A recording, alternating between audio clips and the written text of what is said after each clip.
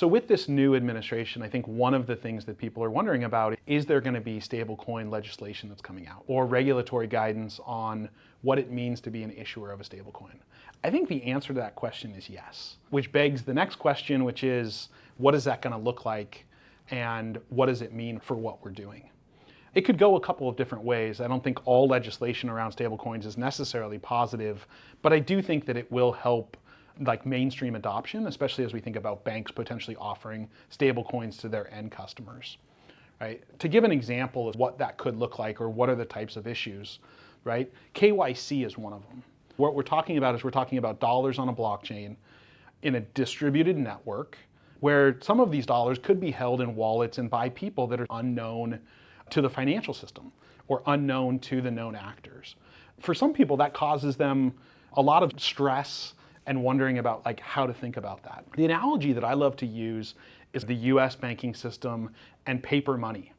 So if you think about it, if you want to go to a bank and you want to take out $10,000, let's say $100 bills, the bank's going to ask you who you are, what your bank account is, and you're going to have to go through their whole KYC process to have an account open. But once you have the $10,000, it's really in your pocket to go do what you want to do with. So you go out and you're probably out in the economy doing good things, buying food and clothes and all of paying your taxes and your rent and all of those different things. But you could also be using those funds to buy drugs or weapons or any of those other things, right?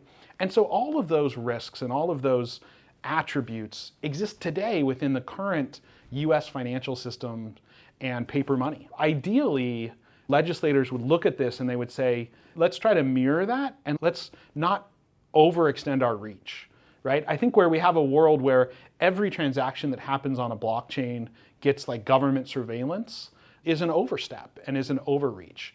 And so I hope as they're coming out with regulation, they consider those things and they consider some of the great freedoms that we have with the current financial system and currently the way that money works, and they don't try to take away those freedoms from the citizens.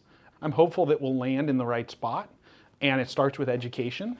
That's, I guess, maybe another point is that I do think that actually there's a lot of lawmakers in Washington that actually really understand a lot about the technology, and that's pretty exciting. And they also understand these freedoms that we experience as Americans and that we enjoy. And so hopefully they'll figure out how to blend the two of those things together.